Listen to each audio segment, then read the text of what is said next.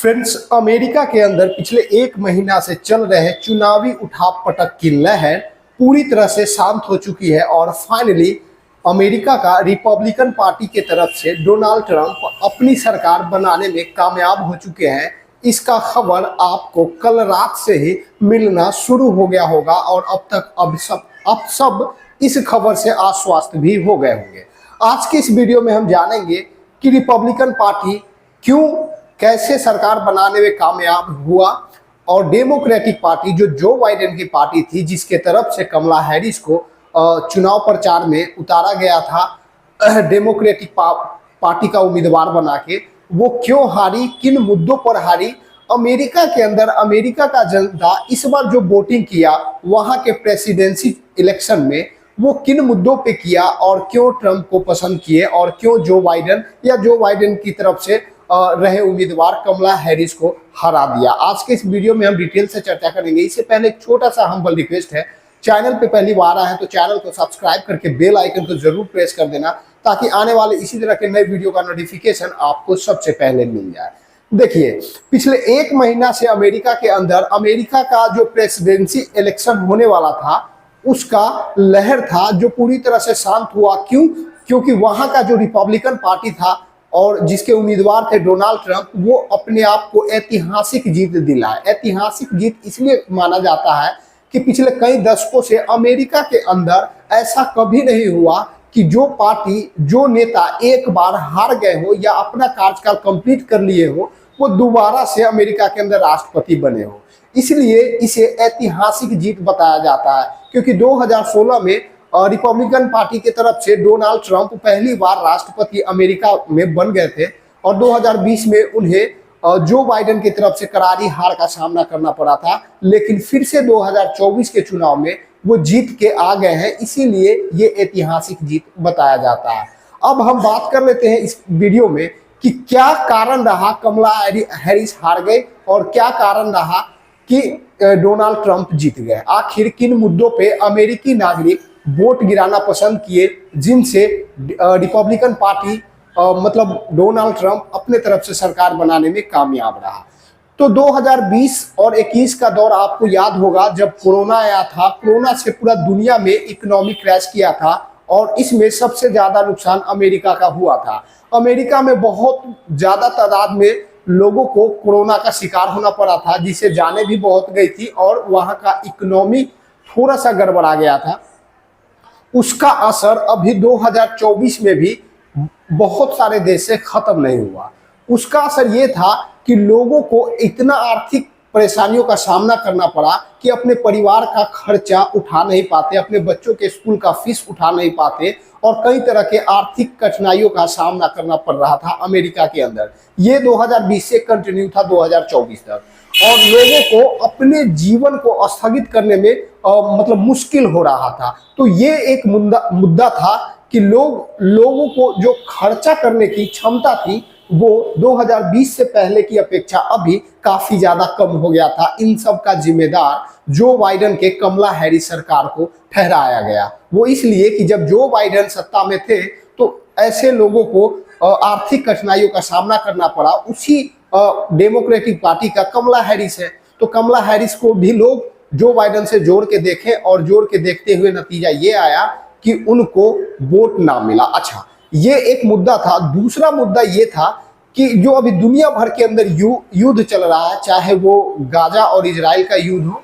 या लेबनान का युद्ध हो या यूक्रेन रसिया के बीच का युद्ध हो, 2.5 साल से ऊपर हो चुका है उस युद्ध को। 1 साल से ज्यादा इजराइल और गाजा का युद्ध का हो चुका है, लेकिन इसमें जो बाइडेन पूरी तरह से फेल रहे।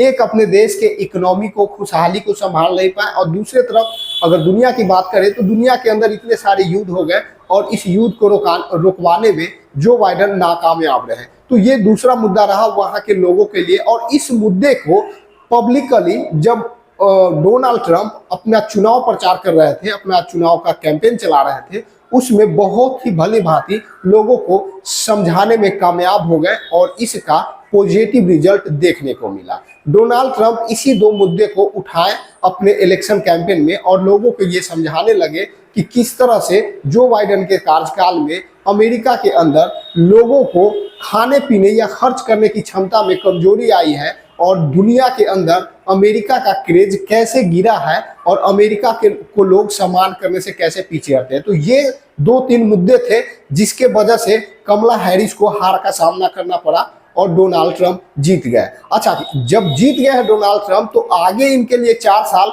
चला कार्यकाल संभालना आसान नहीं होगा, क्योंकि इन्होंने जो लोगों को वादा किया है बदलाव आएगा। डोनाल्ड ट्रंप का एक नारा था कि बदलाव आएगा। बदलाव क्या आएगा? मतलब लोगों को सीधे समझ में ये आ गया कि जो हम आर्थिक कठिनाइयों का सामना करना पड़ रहा है हमें जो बाइडेन के सरकार में, अगर डोनाल्ड ट्रंप बदलाव लाते हैं तो इससे हमें छुटकारा मिल जाएगा। तो लोग अपने भूखमरी अपने गरीबी से जोड़ के देखें कि बदलाव आएगा, डोनाल्ड ट्रंप निश्चित ही बदलाव लाएंगे तो हमारे जीवन में बदलाव आएगा।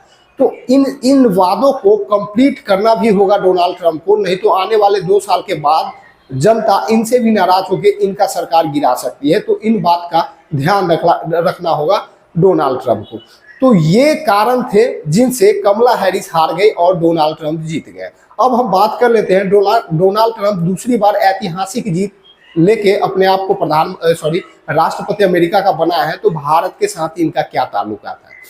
तो पिछले जो बाइडेन के 4 साल का कार्यकाल था उसमें आपने देखा कि प्रधानमंत्री मोदी को वो हमेशा अपने फ्रेंड के नाम से बुलाते हैं और प्रधानमंत्री मोदी के साथ किस तरह का ताल्लुकात है ये सभी को पता है। चाहे आपने उनका एक प्रोग्राम देखा होगा, नमस्ते ट्रंप हाउडी मोदी, तो ये एक गर्मजोशी के साथ इतना बड़ा प्रोग्राम को मतलब संगठित करके मिलना, एक दूसरे का स्वागत करना, तो ये एक मजबूत रिश्ते को दर्शाता है। दूसरी तरफ अभी हाल ही में अपने चुनाव कैंपेन के सेकेंड लास्ट डे अमेरिका के अंदर डोनाल्ड ट्रंप का एक बयान आया था बांग्लादेश में जो हिंदुओं के साथ अत्याचार किया जा रहा है उस पे, जिससे लोगों को भारतीय लोगों को खुशी हुई, क्योंकि उन्हें लगा कि डोनाल्ड ट्रंप जब जीत के आएंगे तो हो सकता है दुनिया भर के अंदर जो हिंदुओं को परेशान किया जा रहा है, प्रताड़ित किया जा रहा है, उस पे शिकंजा कस सकते हैं। तो ये एक प्लस पॉइंट है, क्योंकि भारत से उनका अच्छा ताल्लुकात है, भारत के प्रधानमंत्री से अच्छा ताल्लुकात है, और साथ में भारत के अभी हाल ही में हिंदुओं के साथ जो हो रहे हैं बांग्लादेश के अंदर उस पर उनका बयान आना, तो इनसे भारतीय को लगा कि डोनाल्ड ट्रंप के जीत जाने के बाद भारत और जो अमेरिका के आर्थिक रिश्ते हैं या फिर राजनयिक रिश्ते हैं वो और भी ज्यादा मजबूत होंगे। लेकिन दूसरी तरफ इनमें कुछ कमियां भी हैं जो भारत को अच्छा नहीं लग सकता है, जिसमें से एक है H1 वीजा। H1 वीजा जिससे लोग भारत से अमेरिका मतलब सॉफ्टवेयर कंपनी या किसी भी इंडस्ट्रियल में कमाने के लिए जाते हैं, उनकी संख्या में कटौती करना। और दूसरा है भारत, चाइना समेत कई अन्य देशों को डोनाल्ड ट्रंप बोल चुके हैं कि ये इनका जब सरकार बनेगा तो टैरिफ बढ़ा देंगे। तो ये कई सारे निगेटिव पॉइंट है जो डोनाल्ड ट्रंप खुद अपने आप मतलब स्टेटमेंट दे चुके हैं। खैर, जो लोगों ने कयास लगाया है इस बार उनके ऐतिहासिक जीत से, हो सकता है कि इन मुद्दों से वो पीछे हट जाए। बाकी उनका जो अपना मुद्दा था वो अंतर्राष्ट्रीय स्तर पर देश की सुरक्षा, देश का जो मतलब देश में जो आर्थिक तंगी है उनको दूर करना, ये सब उनका अपना आपसी मुद्दा था। लेकिन भारत के साथ इस तरह के ताल्लुकात हैं, कुछ पॉजिटिव पॉइंट है तो कुछ निगेटिव पॉइंट भी है। अब देखना ये होगा कि मोदी सरकार आगे ट्रंप के साथ कैसे विदेश नीति को सफल बनाती है और कैसे विदेश नीति की बना के आधार पे देश को रन करवाती है, ये आगे देखेंगे। ये ट्रंप भी अपने आप को कुछ न कुछ करेंगे। इससे प्राइम मिनिस्टर नरेंद्र मोदी साहब की तरफ से ट्वीट किया गया, उसमें बधाई दिया गया। बधाई के साथ कई सारे ऐसे मुद्दे उठाए गए ट्वीट के माध्यम से, जिनसे अगर मतलब ट्रंप का अगर ऐसा सोच या विचार रहा तो आगे निश्चित ही जिस तरह से ट्वीट किया गया है नरेंद्र मोदी की तरफ से, रिश्ता और भी मजबूत होंगे। एक निगेटिव पॉइंट भारत और अमेरिका के रिश्ते में ये भी हो सकता है डोनाल्ड ट्रंप के रहते हुए कि इस बार जो डोनाल्ड ट्रंप का सरकार बना है अमेरिका के अंदर, उसमें कहीं ना कहीं एलन मस्क जो दुनिया के सबसे नंबर 1 दौलतमंद इंसान है, वो अमेरिकी नागरिक है और उनका बहुत बड़ा योगदान देखने को मिला है। एक बिजनेसमैन जिसका बिजनेस दुनिया भर में चलता हो, वो बिजनेसमैन खुले तौर पे एक रिपब्लिकन पार्टी डोनाल्ड ट्रंप का समर्थन करते हैं। हर मतलब चाहे वो ट्विटर हैंडल हो या फिर जमीनी स्तर पे हो, मतलब इस बार के चुनाव में उन्हें सामने से सपोर्ट करते नजर देखा गया है मीडिया की तरफ से। और उनका कई सारे बयान हैं जो ट्रंप के पक्ष में है और ट्रंप ने विजय भी हासिल किया है। तो कहा जा सकता है कि एलन मस्क इंटरफेयर कर सकते हैं या फिर आने वाले समय में ट्रंप सरकार में कोई बड़ा सा पद भी ले सकते हैं। तो देखना होगा कि वो बिजनेसमैन की नज़र से देखेगा, ट्रंप सरकार की नज़र से देखेंगे, तो आने वाला समय में कुल मिला के यही होगा कि जियो पॉलिटिक्स में ना कोई परमानेंट दोस्त होता है और ना ही कोई परमानेंट दुश्मन होता है। जो आपकी विदेश नीति होती है उससे डिपेंड करेगा कि ट्रंप के साथ आने वाले समय में भारत और अमेरिका के साथ कैसा रिश्ता होने वाला है। इजराइल के प्रधानमंत्री नेतन्याहू हो, या ब्रिटेन के प्रधानमंत्री हो, या इटली के प्रधानमंत्री हो, या फ्रांस के प्रधानमंत्री हो, राष्ट्रपति हो, या भारत के प्रधानमंत्री हो, सभी के दे दिए गए हैं, बधाई दे दिया गया है। तो फ्रेंड, ये थी आज का वीडियो जिसके माध्यम से आपने जाना कि ट्रंप कैसे अपने सरकार बनाने में कामयाब हुए और आने वाला समय में भारत और अमेरिका का किस तरह का रिश्ता हो सकता है। अगर आपके मन में कोई सवाल हो तो आप कमेंट बॉक्स में लिखना, बाकी आप कैसे सोचते हैं इस मुद्दे पे वो भी कमेंट बॉक्स में बताना। वीडियो अच्छा लगा होगा तो लाइक शेयर कर देना, और इसी तरह के नए अपडेट के लिए चैनल को सब्सक्राइब करके बेल आइकन को जरूर दबाना। इसी के साथ आज का वीडियो समाप्त होता है। मिलते हैं नेक्स्ट वीडियो में नेक्स्ट अपडेट के साथ। तब तक के लिए जय।